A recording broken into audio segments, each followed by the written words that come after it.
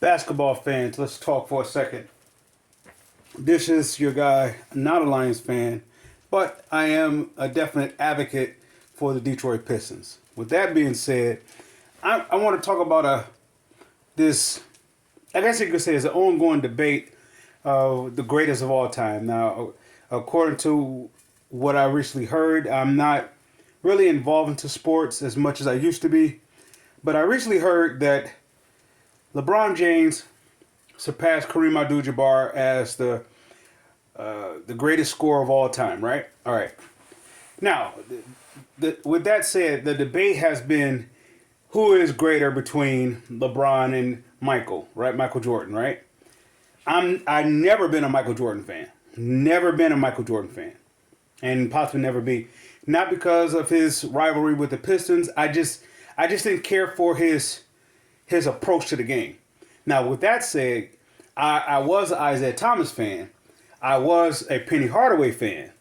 I was a Kelly Tripucka fan. So if you want to really get an idea where I'm coming from a really a variety of different ways of how to look at a athlete in that matter. So, all right. With that said, my point that I want to make a couple points, maybe possibly 3 points on why LeBron James is the greatest of all time.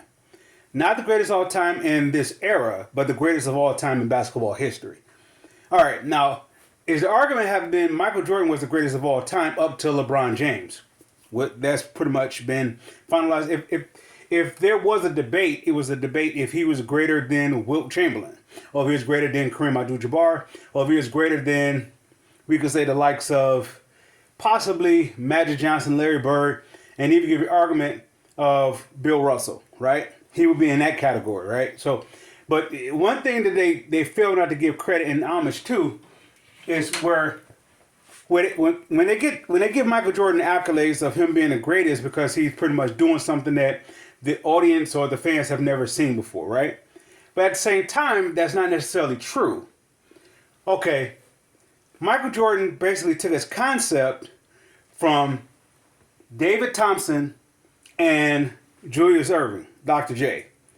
He took his concept from them. And if you really want to pinpoint and make it more direct, you would look at Dr. J and you can see Michael Jordan.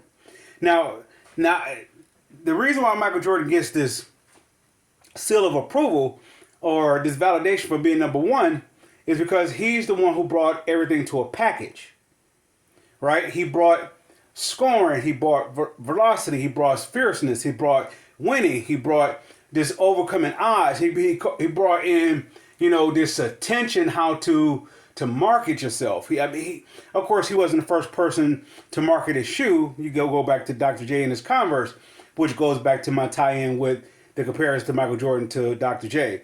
All right, now we would say Michael Jordan is the greatest of all time because what he was able to do on the court as well as to do off the court. Off the court, you're talking about his you could say his what I want to say his shoe company, or or you could say his movies. You could say that sort of thing, and his commercials. You could say pretty much he was a showman, right? He was an entertainer. That's what he did. So he was great for that. At the same time, on the court, he's not the greatest of all time, though. He's not even the greatest scorer of all time. The greatest scorer of all time when Michael Jordan was doing his time was Kareem Abdul-Jabbar. So we would say, okay, Michael Jordan is the greatest of all time because he played offense and defense. All right, okay, I do that. All right, we got Bill Russell, be arguably the greatest defender of all time. All right, you could say Dennis Rodman could be up there, right? But however, Michael Jordan is not known for being the best defensive player on his team. Is it arguably that you could say Scottie Pippen or Dennis Rodman was a better defender on his team? Even Ron Harper is a good defensive player. Michael Jordan didn't really have to do nothing but just basically say, "Give me the ball and I'll shoot it." Right? Now, with that said, why Michael Jordan is not the greatest of all time in comparison to LeBron James is for these two reasons. Well, what Michael Jordan did off the court is what LeBron James did off the court. Now, can LeBron James get the highest shoe sales? No. Even if he did, it would be pretty much redundant because Jordan did it already, right? Jordan pretty much made a huge market just by selling his shoes. But at the same, so LeBron would really wouldn't do anything with that. This is the very reason why Kobe is never in the discussion of being the greatest in the likeness or the lightning of those two, because he is pretty much a offspring of Michael Jordan. So now the reason why we could put LeBron James and Michael Jordan head to head, because they are totally two different players, right? Even though you will see a lot of Michael Jordan inside Dr. J, if anybody pays attention. And if you go back to Dr. J's history of the NBA or even the ABA, he was a 30-point scorer. So he did it. He may not have the fadeaway jump shot, but he was putting the ball in the basket. So with that said, Michael Jordan is not the greatest in that aspect. The reason why, another point to point out with LeBron James, him being off the court, no NBA athlete, from my understanding, even directly with Michael Jordan, including Michael Jordan, have anyone ever dealt with the president coming at you? I mean, just some of the president of the United States. He's coming at you, right? So LeBron dealing with racial situations. He's dealing with the fact that it was alleged or rumored, or even if it was possibly that it did happen, that one of his teammates was dating his mother, right? So you have all these different things coming at them. And on top of that, he's coming out of high school. He's not coming through college where we have a little prepping, maturing, and know how to handle the hype, know how to handle all this. He came in among men, immediately among men. All right, from day one, which I was totally against him. Day one, I was totally against. I was a Pistons fan. What do you want me to do? So my Pistons was on the rise, and he's coming in. Now, of course, I don't want nothing to do with LeBron. All right. So with that said, LeBron comes in, and he pretty much from day one. I think his first game, a preseason game, but I believe it was against Sacramento, if my history is correct. If my memory is correct. He was going against Sacramento. And he pretty much gave I believe it was 25-5 or something like that. He pretty much that became his statistics throughout his rookie campaign. All right. So from not having, this goes to a point that Isaiah Thomas made. I recently saw about LeBron, that he never had a Hall of Fame coach. Jordan came from Dean Smith to Doug Collins to a Phil Jackson, Tex Winter, right? He came into that, right? Give me a coach that actually developed from Paul Silas all the way up to, let's say, Darvin Ham now. Give me a coach that was on the self same, let's say, grounds as, the self-same grounds as Dean Smith, Phil Jackson, Tex Winter, in Jordan's career. Even Doug Collins. Give me something that LeBron had to work with. He had nothing to work with. All right, now, that's another point why he's better than Jordan. He has no one to develop him. Now, we can also include that Jordan may have had, I don't know about LeBron's personal life, if his dad was involved in his life or anything like that, or he was raised by a single parent, I don't know. So there's another slight of maturity. I don't know if he had any siblings. I don't know if he's the oldest. Jordan had to go up against his brother and his sister, right? I believe he was the youngest. I'm not sure. And I believe, from my understanding, Jordan's brother used to basically destroy Michael Jordan. Used to destroy him. So he had to climb through that. LeBron had, from my understanding, he had nothing. If he did have siblings, I don't know too much about his backstory. He is the oldest, I believe.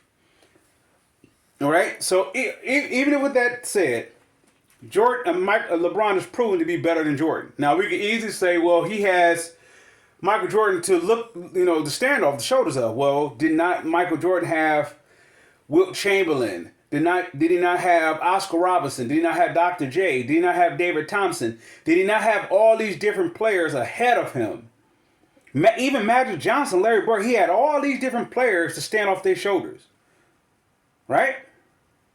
So if we're gonna say that LeBron is standing off his shoulders, you know, if anything, he's standing off the shoulders of, you got guys like Grant Hill or Penny Hardaway, Kobe Bryant, Tracy McGrady, in that sort. Well, Tracy McGrady, Kevin Garnett, let's say Kobe Bryant, the likes of players that came out of high school and came into the NBA, and even with them, they didn't destroy it from day one. All right, now with that pushed aside, why LeBron is also the greatest of all time is because, well, not only is he's the greatest points, had the most points of all time, all right, even if they want to go championship rings per se, how many rings do we have? And Dr. J makes an excellent point, which actually is interesting because he emulated Dr. J in a great deal. A great deal. He emulated Dr. J. And Dr. J says this. He said, I'll take a guy who would get me there. Never mind the wins and losses. That's one thing. You know, yeah, that's a thing. But if a guy can get me there 10 times, we got a shot at it 10 times. Now, somebody may say, well, Jordan went 6. He went 6, right? He went 6 and he was 6 for 6. Oh, well, 6 for 6. But he didn't go anymore, did he? And at the time that he went, there was really not much competition. I guess you only could play with what you got to play against. Like, I get that. Yeah. But there wasn't really much competition. Everybody was pretty much in fear of Jordan at that time. The ones that was considered dominant over Jordan, they were gone. And the ones that was in the league was terrified of him. Whether it be through, you know, this whole, I don't know. I don't even know what it is. You know, they was terrified of Jordan. So everybody was already coming in second best to him already. It was the perfect time. It was the perfect time for the ripening. I put it in comparison to when Golden State went on a tear. When the whole Durant, you know, no, not Durant. Okay. When Durant left, and I believe Golden State won it again, there was nobody there. You had the likes of going up against teams like Toronto and something like that, but Boston maybe, but it's really no team there, no cohesive team. It may have been a team that's on a run for that current year, maybe possibly 2 years, but not a dynasty type team that was a rival. You know, Golden State caught it at a time where nobody was there. Or you could say Toronto. Forgive me, I said Golden State. I meant to say Toronto. When Toronto won the championship, Toronto caught it when there was nobody there. That's what I meant to make the comparison to what Michael Jordan went through. Nobody was there. Nobody was there. Or you could say also when Houston won the 2 titles, nobody was there. Right? So, but anyway, I say that to say that LeBron gets there maybe 10 times. All right? And let's say he wins 50% of it. He goes 10, he wins 5. Would you not take the 5? Could you go with a guy that could get you there 10 times? Now, according to how the game is played or how a championship is won, the better team wins. So LeBron is one player, right? If he don't have any help on the likes of 2 Hall of Famers, right? Now, mind you, when Jordan won his first 3, the league was on his other end. It was Magic and Worthy. That's all you had. Magic and Worthy. Do not give me Clyde Drexler, because Clyde Drexler didn't have no Hall of Famer help, did he? No, he was the guy. All right, when Michael Jordan went up against Phoenix, it was Charles Barkley, and who was his other Hall of Famer? Nobody, right? All right. Now, is it clear to say that at the time that Michael Jordan was going to the NBA Finals, him and Scottie Pippen was the 1-2 punch? It wasn't Kevin McHale and Larry Bird. It wasn't Magic Johnson and James Worthy or Magic Johnson and Kareem. It was none of that. They was the 1-2 punch. So they took it when they had opportunity. I'm not faulting it. It's just how the cards was dealt, and they just capitalized. I'm not taking anything from Michael Jordan from winning. He won it. But I will not say his 6 championships is superior to LeBron if he won 5 out of 10. I will not say it's superior. All right? So with that said, now LeBron has 5 rings or 6 rings, however rings he have, and never mind how many times he went, 10 times, right? All right. So with that said, he's the number one scorer of all time. Coming out of high school, pretty much being a jump shooter, slasher, going to the basket, that sort of thing, right? Being the most dominant player of his time, right? But not just that. From my understanding, I was just informed that LeBron James is the 4th all time in assists. Well, the category Jordan is leading in the top 5 in throughout the whole NBA. Give me another category. And if it is, we got there we are. We got a head to head. All right. Not just that. From my understanding, I think LeBron James is not 8th or 18th, somewhere around the 8th, 18th in all time rebounds. Now go ahead and say about his size that he's 6'9", whatever. Okay, Larry Bird was 6'9". Is he all time in rebounds? No. Magic Johnson is 6'9". Is he all time in rebounds? No. They had to focus on scoring too. They had to focus on passing the ball too. This is just showing how greatness is. Jordan is 6'6".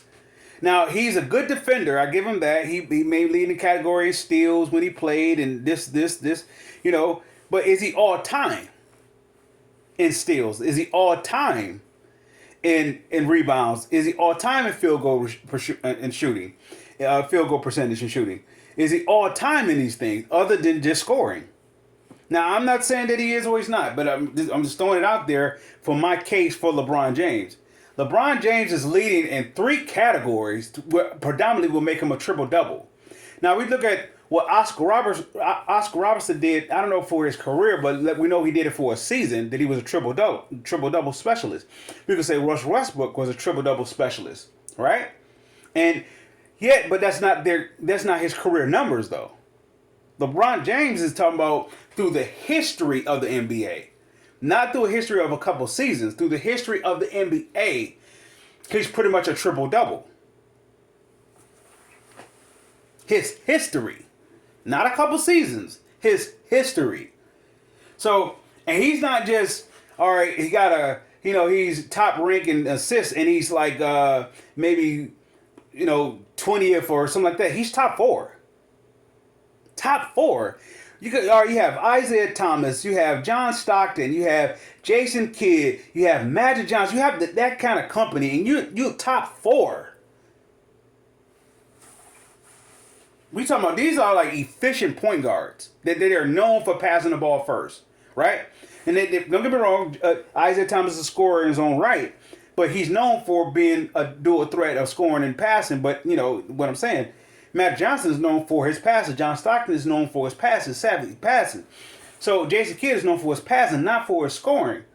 But LeBron James is the leading scorer of the NBA of all time in scoring, and number 4 in assists. If it's not 4, it's 8.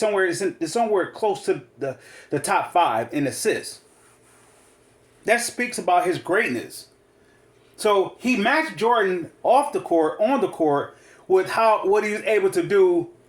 Jordan was able to take a fan base, capitalize the world on what he did on the court. LeBron James capitalized the world what he's done on the court and off the court. So all the hoopla that Jordan gets for his endorsements. His shoes, and don't get me wrong, I had a pair of his second pair of Jordans and his third pair of Jordans. I had, when I was a child, I had those. And I even had his number 6. No, I didn't have number 3. No, I didn't have number 3s. I had number 2s. And did I have number 3s? I could have had number 3s. I think I had number 2s, number 3s, and number 6s. No, I didn't have number 2s. My brother had number 2. I had number 3. I had number 3s and 6. Those are the ones I had. Anyway, the point of what I'm saying is Jordan's shoes to me is the greatest shoe of all time. I didn't, much of a Penny Hardaway fan I didn't care for his shoes. I was a huge Penny Hardaway fan, but anyway. So Jordan, his endorsement off the court, Gatorade, sport, movies, and all that is one aspect of people emphasize how he's the greatest of all time. But I can easily take what that's off the court. That's not on the court. What he done on the court impact those things, right? So same thing. I can say the same in comparison to LeBron James. What he does off the court is impacted by what he was able to do on the court. If he's not doing anything on the court and he's doing it off the court, he's just a regular old Joe. But the emphasis on how great he is based upon what he did off the court. The emphasizes what he's doing off the court. So that's where him and Jordan, they got that little. So if anybody want to give a nod to Jordan, that his shoes, his slam dunk contest, and all that. If LeBron James would have did those things, it would have been what Jordan did already. So LeBron James is doing something that Jordan hasn't done. So now they're canceled that out, right?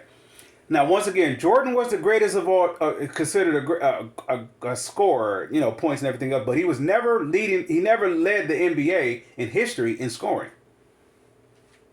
He never, not even average. So I'm still having a problem with saying how great he is. Now, the greatness that people give Michael Jordan is because of a package of all this is. Now, with that said, and this is my closing argument, my final little scratching off, is that if we were totalize everything in a package, look at what LeBron did from the age of 18, no college, from 18 to right now. That's his package. Who has the better package? With that said, sports fans, I salute.